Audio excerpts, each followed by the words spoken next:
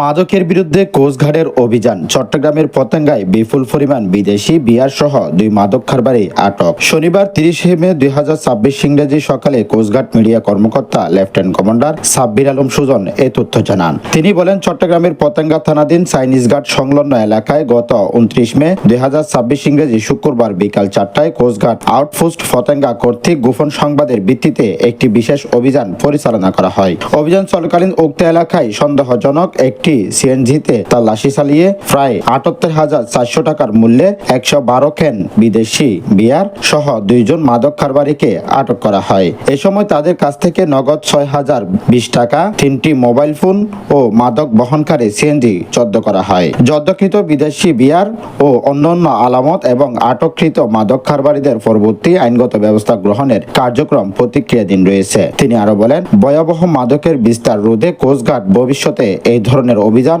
অব্যাহত রাখবে বলেও জানান। News desk, Chittagong.